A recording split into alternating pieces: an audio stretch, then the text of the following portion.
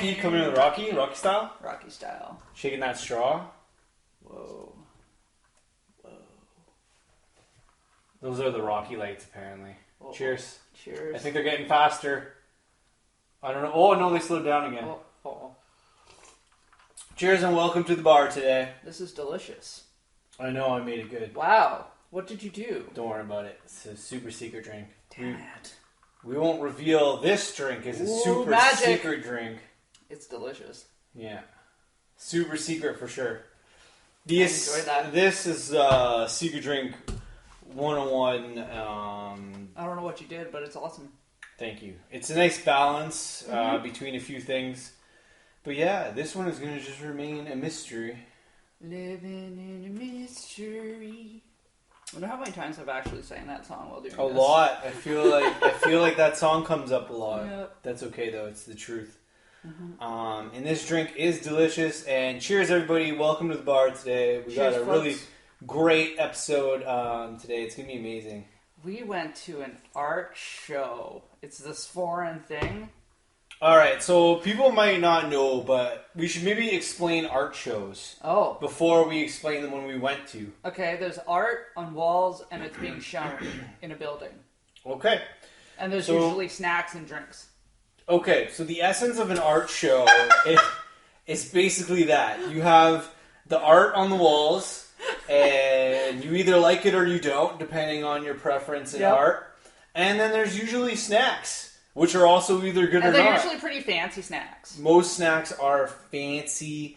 Make you feel kind of bougie. Exactly. There's and if usually you're like us, some kind of awkward. Bougie snacks. Because it's bougie. You're not sure whether to spend all of your time looking at the art or all of the time eating the snacks. Or can you eat the snacks while looking at the art? That's or is it always separate? No, I think that's always the best thing to do. Keep it separate? No, eat the snacks while looking at the art, I think, anyways. I think so. For the most part.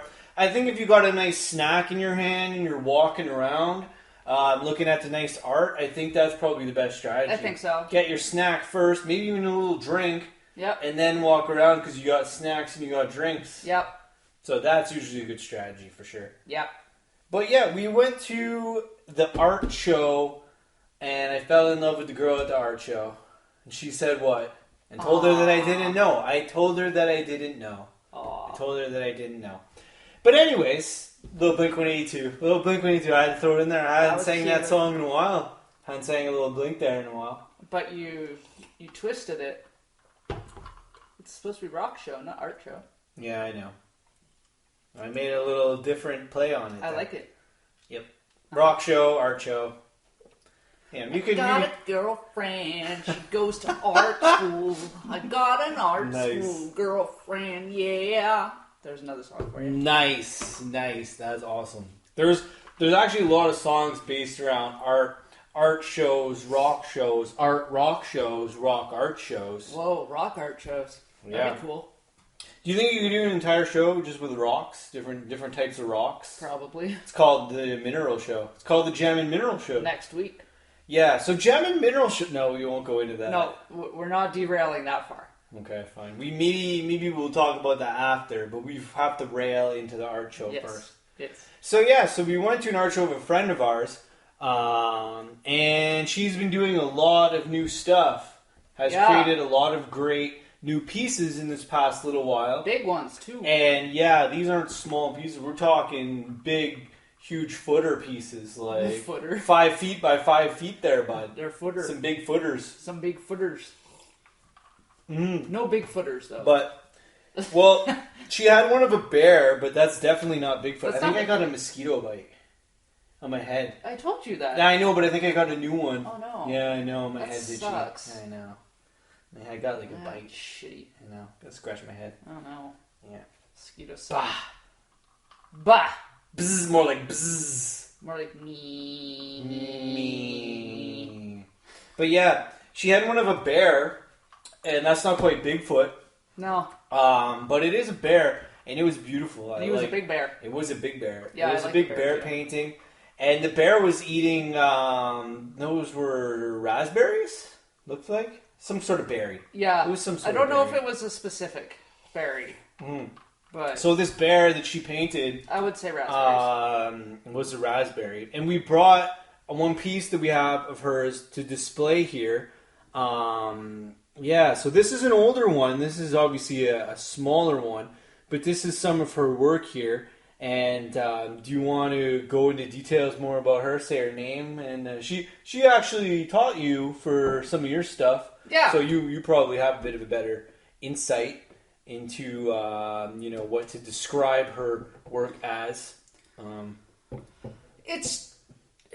It's changed a little bit. It has. In comparison to this. Yeah. Like, there's still elements of that. Yeah. But it's definitely... even more flowy now, I think. It's simplified. Yeah. But in, like, a super cool way. Yeah. Like, her name is Johanna Westby, first of all. Cheers, Johanna. Great show. Cheers. We had a great show. That was an amazing art show debut there. It's really great. Yeah. Great and, work. I guess her artwork is very flowy and nature-inspired. Definitely, yeah. To me, I find it strangely almost has this element of indigenous art to it. I don't know why. In a way, but I can feel that vibe, yeah. Apparently, I talked to her about that before, and apparently Norwegian art has a very similar... Oh, she's like influenced by that? Yeah, she's influenced by a lot of Norwegian artists. So Norwegian artists have that same style of flowy kind of vibe going on to their art and stuff. Okay, that's super cool, yeah.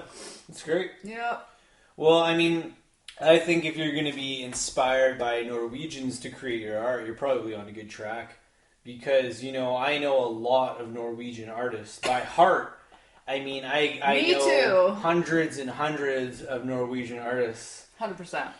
Unfortunately, I can hardly keep track of local artists. I know. So I don't think that I know too many. Sorry, Norway. But I don't know too many Norwegian artists. I recognize the artwork. Me too. But to associate them to people, I haven't been into that scene. I can't say I'm living in the Norwegian art scene, so. But it's like that with any art scene. I find I forget people's names. Like names are tough. You might remember a piece from someone, but the name sometimes might be tough. Kind of the same with songs. How sometimes you can remember a song, but you just kind of trip up on the artist that made the song. Yeah. Or you have a hard time remembering who made that song. It's the same thing with art pieces. You'll see something, and you'll be like, "Oh, I saw that somewhere," but like, who painted that again, or who made that? Yeah. It's hard to remember all these different associations, right? So, like, even like really famous stuff, I'm like, that painting by that guy. Yeah. And then when you're just like, oh, that's like Picasso, but like you have no idea, you know what I mean? Like, and it probably clearly isn't. You know what I'm saying? But you say that to kind of just say something, but like, Is that your go-to? If you don't know who it's by, that's my go-to. Picasso? That's my go-to, I think. Yeah, Picasso just painted everything. Yeah, if I don't know who the artist is that painted it, it's just Picasso. Probably doesn't even look like his work or anything like that. But that's my go-to. That's just my go-to flab if I had to say someone. It's funny with Picasso because I think I just like saying his name. It is saying his name is fun. It is a good name. Picasso. It just like spits off your tongue. You just want to eat a meatball. I am not as big of a fan of his cubism stuff, which is actually what he's most known for. That's fair. I like he's got this one thing. Is that Picasso? Oh shit. Yeah, I think it's Picasso.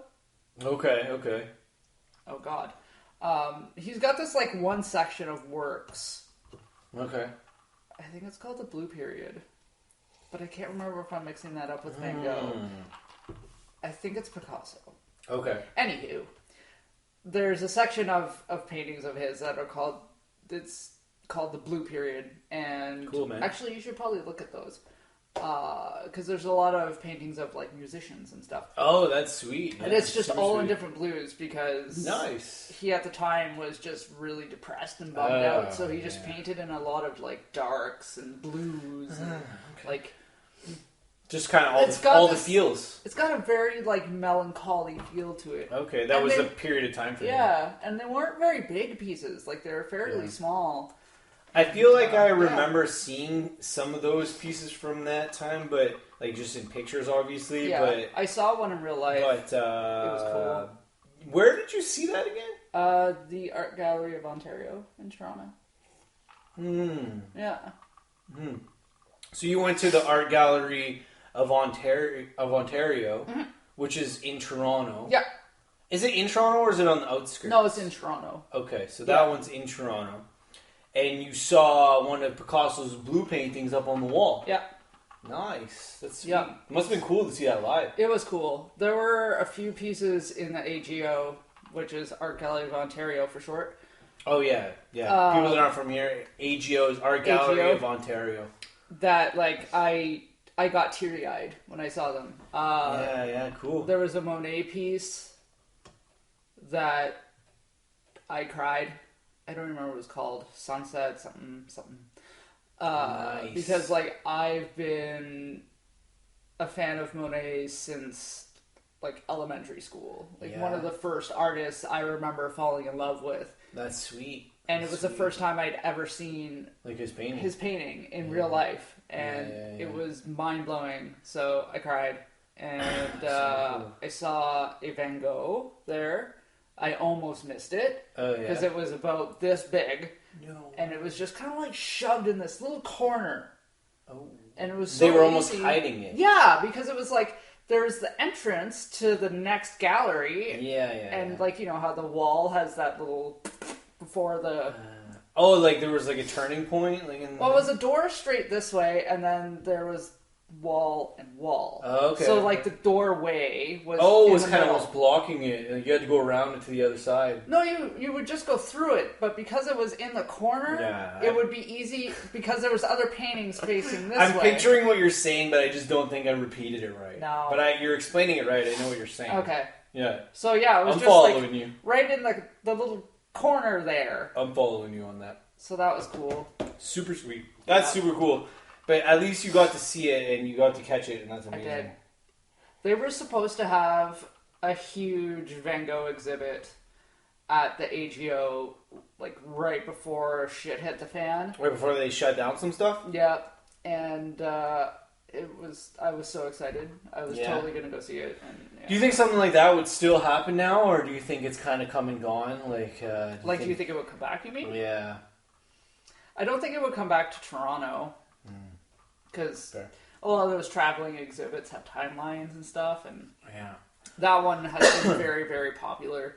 Fair. So, I think traveling exhibits are cool because the people that make them put a lot of work and time into them. Even, someone who's not here anymore, obviously his work and stuff to move around is great. Mm-hmm. But a lot of the traveling exhibits made by different people, whatever it is, there's a lot of time into the moving exhibits, and they're only at different places for certain, periods or whatever. So it's cool to check them out if they come close to you. Yeah, and I think moving exhibits are great. I think that's a great idea. I think it must be so hard. Gives people more of a chance to see things. Yeah, and it must be really hard to make a moving exhibit. Yeah, and I think... Or traveling, not a moving. Yeah, I think it depends what you want to do, but something like say Dinosaur-y or something, if you're making statues or whatever to move them around, it might be cool, and it might be cool to set that up in different places. But as far as an artist goes, to set up all your art on walls and to move that all around, it's so much work. Yeah, I mean, we've set up and tear down a lot of things. So, you just the amount of time and work you put into setting up all of your stuff, you want to leave it up wherever it is for a while. Like, you don't just want to have it up for a day or two. No. If it's paintings and stuff, you want to have them displayed for, I think, like a minimum of 2 weeks is probably like if not a month.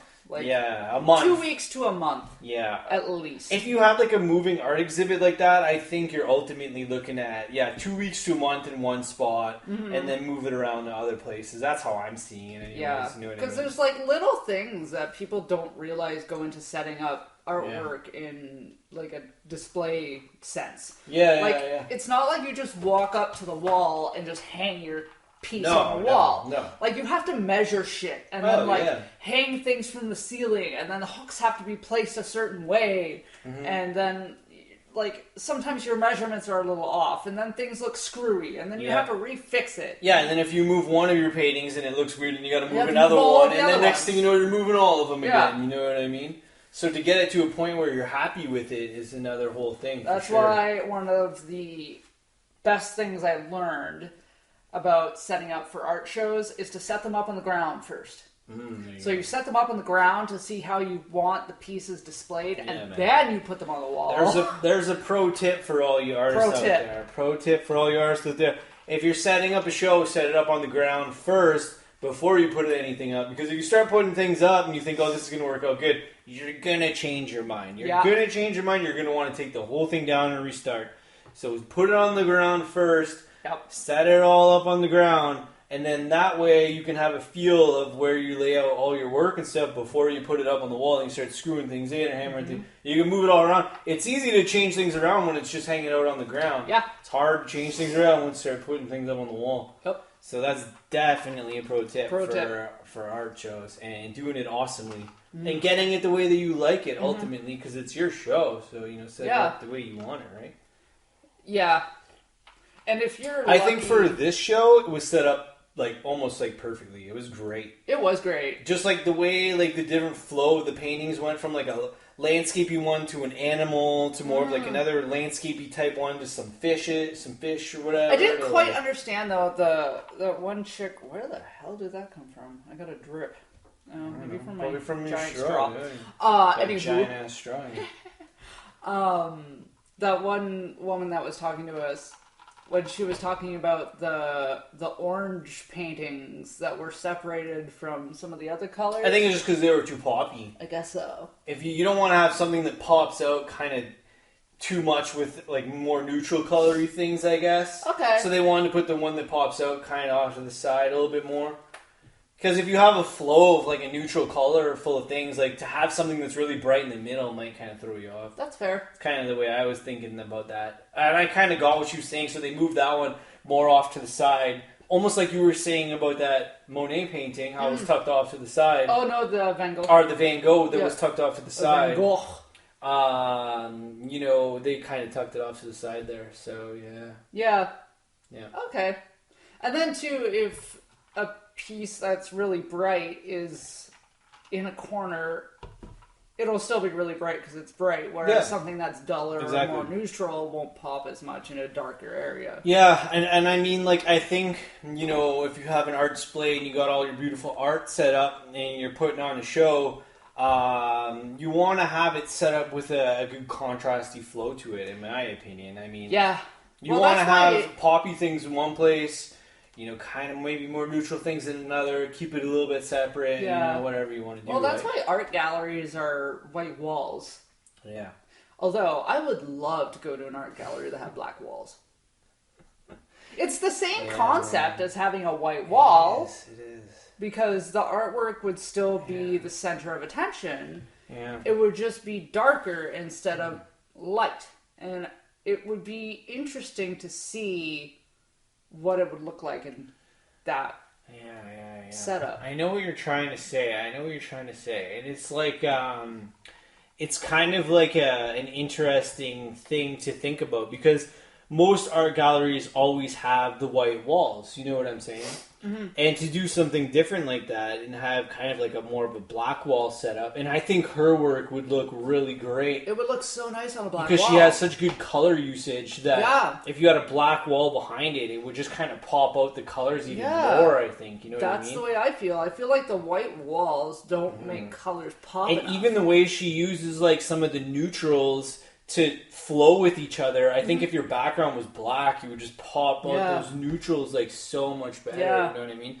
So I think to have an art gallery with black walls would be pretty cool. And ultimately, I almost think it would bring out paintings even more. That's the way I feel. I totally agree with you. I think the white wall art gallery may need some updating. I think we need to modernize the art gallery with a black wall or a darker wall. A darker wall. Yeah. It would be cool.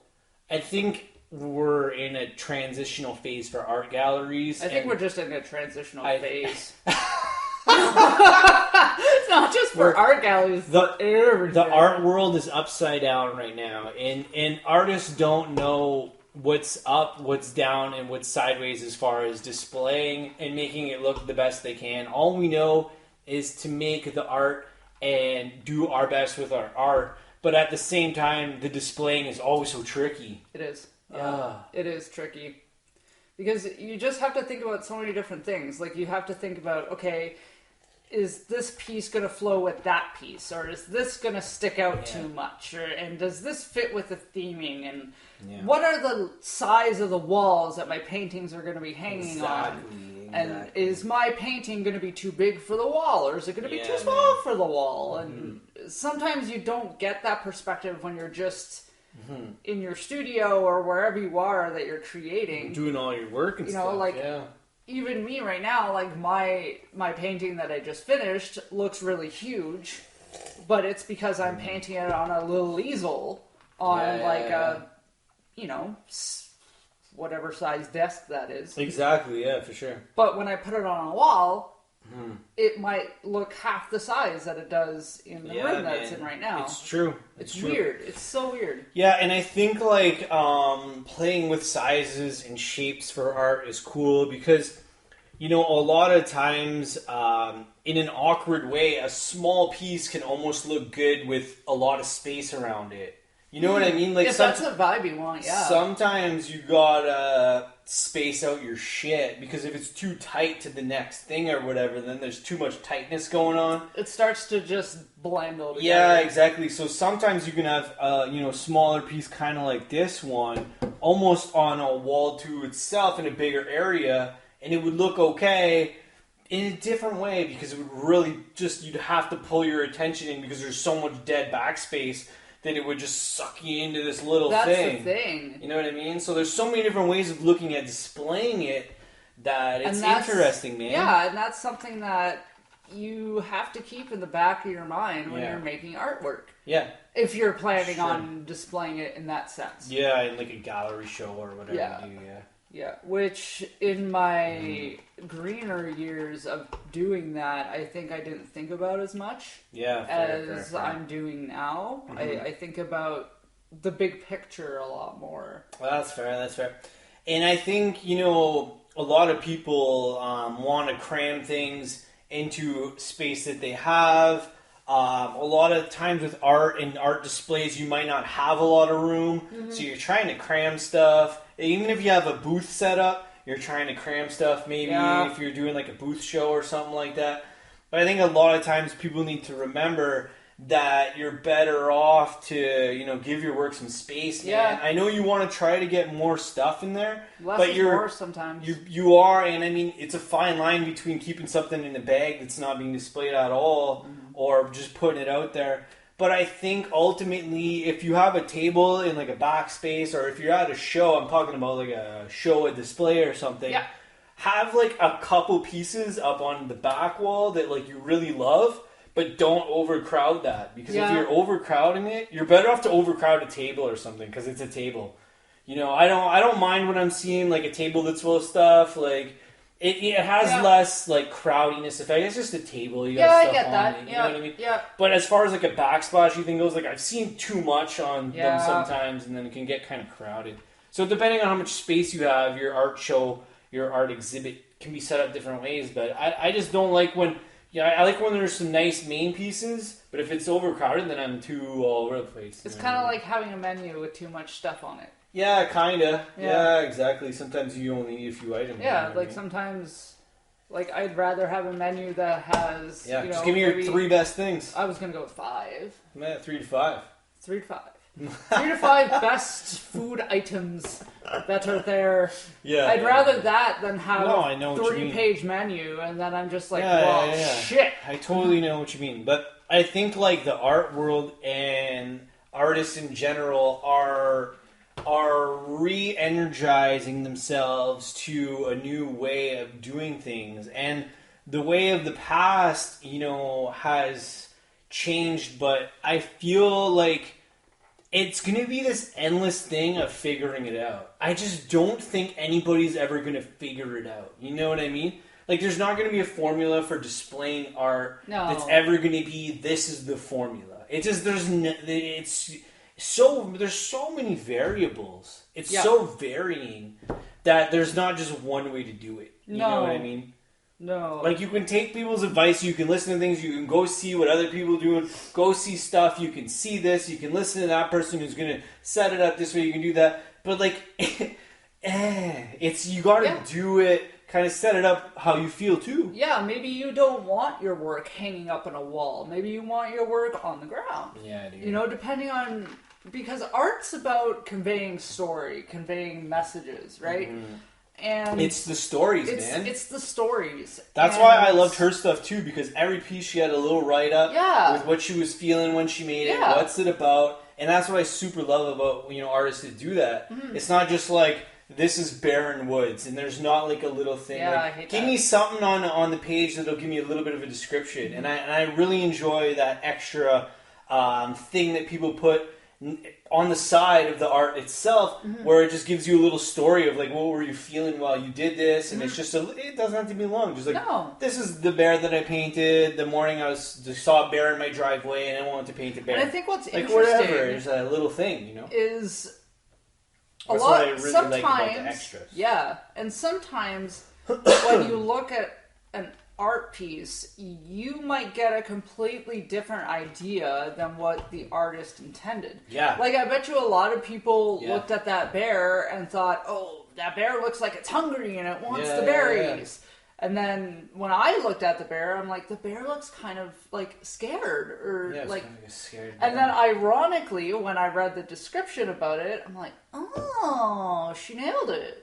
Because it was supposed to be that contrast of being out in this big open wilderness, but almost being intimidated by that. Yeah, by the bear, kind of. No, the bear was supposed the bear was intimidated by by the wilderness. Yeah. Like, she was... Well, she's encapsulating the bear. Yes. Yeah, dude. Yeah. Totally agree. So, I thought that was really cool. And I think that's what's cool about art. And there's some people that think that you shouldn't have a description with your artwork because if you're gonna make it, man, I think you should. Yeah, like, I mean, I get both sides. Like, some people say they don't want the description because they want the viewer to come up with their own story, their own perspective, which I understand. Yeah. But you can still do that and then also see where the artist was coming from. Mm-hmm. Because I just find that helps make pieces... Yeah, well, people want to know your story behind something that you're doing, you know what I mean? Like, what was your story when you did this, and what was your story when you did that? What were you feeling when you painted this or you made that, you know what I mean? So, a lot of people are interested in other people's stories behind their work, you know what I mean? Mm-hmm. Like, what energy or emotions were you feeling when you created this or that or whatever, you know? And I agree with you that if you paint something or whatever, everybody's going to have a reaction to the art piece or whatever it is. But then to have a little write-up of like what you were actually feeling, and then to kind of guess at it, but then see if you were close or not afterwards. You know what I mean? Kind of one of those things where it's like you're gonna guess, but then there's gonna be a little write-up that'll be kind of help you out. And then it's neat to see like, oh, is my perspective of this the same as the artist, or is it different? Yeah, it's true. And from an artist's point of view, that's really cool when that happens too. Mm-hmm. I think one of the coolest moments for me and my artwork was when we were doing one of the art crawls, and I had my prints there, and I have that one piece of a dinosaur in like, it's like a circle, and then there was like moths around it and stuff. Yeah. And that one woman that was telling me how that piece reminded her of when she was trying to find herself and she went into the sweat lodge and did what Indigenous people do in sweat lodges. I mean, I don't 100% know because I've never done it. But she was telling me her story, and I never in a million years would have saw that from that perspective. Yeah. And when she told me that, it blew my mind. It was a totally different perspective. Like, I'd reached someone on a level that I never would have imagined. Yeah, it's pretty cool. Because it's another perspective completely different from my own. Yeah, so, it's pretty cool that a piece of art, a painting, something that you made can, trigger these emotions and feelings out of someone else, but it's not even what you intended almost. Yeah, or like it's totally not what you intended at all, but yet you're getting that out of someone that they see in this piece that you made. And there's That's another so cool. one where that hat painting that your grandma bought. Oh yeah. When I did that painting, it was more for me about love and support. Yeah. But I had someone once look at that piece and tell me that they felt that it was more about suppression. Because the one hat was on top of the other, and the lower hat was more flattened than the top hat. So weird. And I was like, that's really interesting because it's the complete opposite of the way I felt about it. That's strange. But does that make it any better or it's less? Kind of one of those things. But that's why, I like going to see different styles of art, and I like going to talk to other people around it too. And that's why art shows like this are great, because you're getting different perspectives on things. And it's amazing how one piece can be different for everybody that looks at it. Like, literally different. And we're all just looking at the same piece of art. Cool. But people are getting different reactions, and they're seeing it in different ways, you know?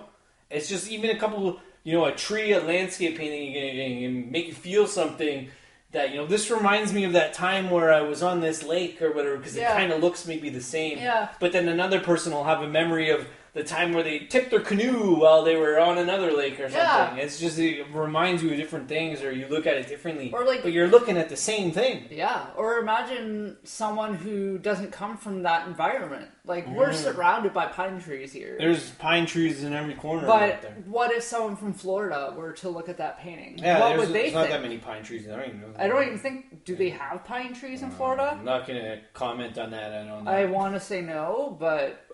I'm not... I think the only tree they have in Florida is palm trees. Let's just go with that. They have some other. No other trees exist down there. No, there's some other ones. Obviously, there's like willows. But yeah, man, I totally agree with you 100%, and it's super cool that you can talk to people about pieces and you're drawing different things out from everybody that's looking at it. You know what I mean? Super cool, man. I love it. And it's great. It's great to go to an art show. It was great to go to an art show. And I think, art communities, not only local, but global, and whatever your local art community is, it's super important, even if you're not an artist yourself, to get involved. Yeah. Because you're going to change your perspective on your entire community just by going to talk to some artists and see some art shows. You know what I mean? It doesn't matter what community you're in. It doesn't matter what community you're living in. Go to an art show, even if you don't like art or whatever, just try one, and talk to an artist about some of their work, see what it is. You might not totally get it, but, that's cool. At least you tried. I've gone to art shows because art communities and art type people are so open-minded, and we love feedback from all kinds of different people. And it's the feedback and the comments, good, bad, whatever, that make you even try to do either something different or better or whatever. You want to change as an artist, and any artist that doesn't really want to change is kind of, I think, almost stuck a little bit. And I think as an artist, you always kind of want to change, but you don't know how. Yeah. And that's why I think the feedback is important, because it'll tell you something, it'll give you something, it'll take away something. Yeah. And if you're getting feedback on your stuff, you either know that you're doing good, you're doing bad, or you just want to try something else, Yeah, and so I think ultimately feedback is great. It's an important thing. Like, it's you funny need the feedback. That was something, and this is why I ended up working with Rob Sachetto when I did, because... Yeah, of zombie portraits. Yeah, because I vibe with that. Like, that's my vibe, right? Zombies, baby. Zombies are awesome. Horror art is wonderful. art is beautiful. Zombies are It beautiful. is commendable for anyone who pushes that style of art, because it's hard to get out there. I commend you. For sure. But we had this big meeting before we started getting our mentors in art school, and each student had their moment to kind of talk about themselves and what they were wanting to get out of the experience of having a mentor. Yeah. And my whole thing was for, like, at that point, for my entire life, people always told me that I was a great artist. I was good at it. Everything I did was fucking rainbows and glitter, and people loved it.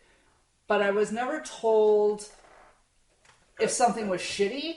I was never told I did a bad job. I mean, my grandmother threw out my artwork, but that's just because she's a psycho.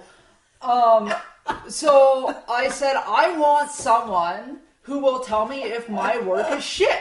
I want someone who will look at it and be like... throw it at you. Yeah, I'm like, I want someone who's going to tell me, like, you could have done that better. Yeah. Or if you did this, it would be better. Mm-hmm. And it was funny in that meeting because I was looking around at the professional artists that were there, and I remember this now, like, Rob kind of nodding his head. And afterwards, hearing things, he said that I was his first pick to work with because of that. Nice. Because I wanted someone who's gonna make it hard on you. Because people, and his voice is making it hard on you. Yeah, because a lot of people are scared of that, right? Like, a lot of people are scared of that criticism, and they don't want to hear it. We saw him tonight, but he missed us. Yeah, he just... Yeah. We saw him tonight, but then he was leaving, and we just didn't cross by. We're like, he's over there, we'll go see him in a couple minutes. I gotta fire him a message. And then like, a couple minutes went by, we blinked, and then he was gone. We didn't even run into him tonight. Yeah. But that's super cool, and you need that. You need somebody to tell you when your stuff's good, and you need somebody to tell you when your stuff stinks. Yep. Because if you don't have both, then you're... And I did shed a lot of tears through that process, but it was important. It is, man. It's important to get you to be better. More... It is about better, but I mean, like, better, like, not, like, more, technically better. More tuned into what you want to do. Yes. Like, you can say better. Yeah, but that's a more weird tuned word. in is a better good way is to like say a it. weird word. Yeah, it is like, I'm getting better. It's like, what's that? You know, you're getting better. More like, tuned in. I like that. Yeah. Better is kind of like, to me, like, if you're, like, medically going through something and you're getting better, it's like, okay. But, like, as far as, like, skill-wise goes, like, you're getting better, like, nah. It makes it sound like there's an end goal, and with stuff like that, there really isn't. You're getting better. You never get... Because I guess when you say you're getting better, it sounds like there's an ultimate, right? It's like, are you betting on something? Like, really? That's... I'm getting better at betting on things. I'm going to put it all on the 16 horse. Lane 4, he's a winner. See, to me it sounds... I'm a better. I'm betting on horses. Go, little donkey. Yeah. I'm better. Woo-hoo. Oh, speaking of donkey. Woo! Anyway, I'm going to finish my first thought before I start talking I don't know. about I think it's a weird word. Yeah, and it sounds like there's supposed to be an end There's goal. nothing in the word better. It's just and dry. Like with... Well, I think with health, I think you're right. Maybe health. Health, sure. But like with like... It's a weird word. Skills... More tuned in, more honed into yourself. It sounds like there's a best, right? Like there's an end goal when you say better. There isn't. You should be constantly learning. It's like if I pick up guitar and I tell you that I'm getting better, but I put that guitar down and then a week goes by and then I suck again. You know what I mean? It's like, so if I'm getting better, it's like, yeah, okay, it's a weird word. It's just a weird word. You're getting better, but are you getting more tuned in? Is that what you want to do? Are you getting better so you can suck again next week? Like, are you getting better at something that you want to get better at? Or are you getting better at, there's betting on horses or something, you know what I mean? Like, I'm a better, baby. So, Donkey, there's a new Shrek movie that they're making. Oh, yeah? I didn't hear about that. Yeah. There's a new Shrek. Dude, it's supposed to come out in 2023 or 2024. I can't remember. I feel like it's 2023. Time rolls by with us. I'm excited. I like Shrek. Yeah, Shrek is a great series. I'm a huge fan of the Shrek series. I think they're hilarious. They write it really cleverly and funny. And... Oh no, we got it gone. My drink is done. Whoa. But yeah, Shrek is cool. That's sweet that they're coming out with a new one. That's really awesome, actually. Yeah. I like that series. It's a fun little series. I like it. I like donkeys. I think donkeys are underrated. I love donkeys. Donkeys are wonderful. I think donkeys are underrated, And have I ever seen a live donkey? I've seen a live donkey. Where? I don't remember. I don't even was think it a zoo? I've seen one. Yeah? I just don't remember where it was. Not the Toronto Zoo. I don't think we have donkeys. I don't remember. I don't think I've ever seen a live I've seen a donkey. Yeah? I just don't know where I was. I would have remembered that. I remember the donkey. Never seen a donkey. I don't think I've ever seen a live donkey, no. I've only seen videos of donkeys. No, they look like the videos. Do they look the same? Does a video of a donkey look the same as seeing a donkey live? Or am I missing out? No, you're not missing out. Well, the only thing you're missing out on is watching their behavior, because they're fucking dumb. And that's why I love them. Maybe they're my spirit animal. They're then. like innocent and stupid. Maybe they're my spirit animal. I reflect a lot of myself in the You're donkey. not a donkey. Oh, You're a squirrel. That is your spirit animal. Maybe I'm a squirrel with the senses of a donkey. No, you're not donkey. No? No.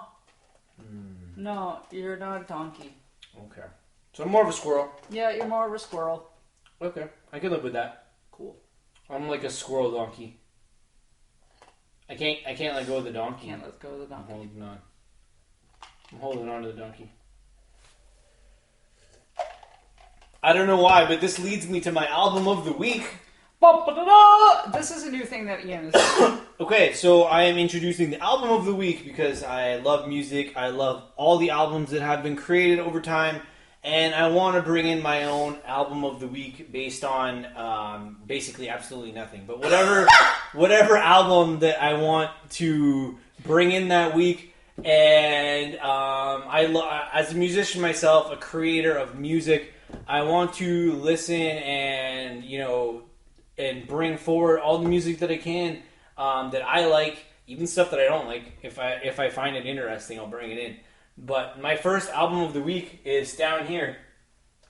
Congratulations to Frank Turner for being my first album of the week. Now, Frank Turner is an artist that I've been listening to for many years now. I've listened to a lot of I introduced you to Frank Turner stuff. I saw Frank Turner play a live show. This guy tours as much as possibly can. Oh my god. There's barely people that tour less than this guy. Him and his band are actually on tour right now in the States. I think they're going to be in Detroit soon. They're coming to Northern America.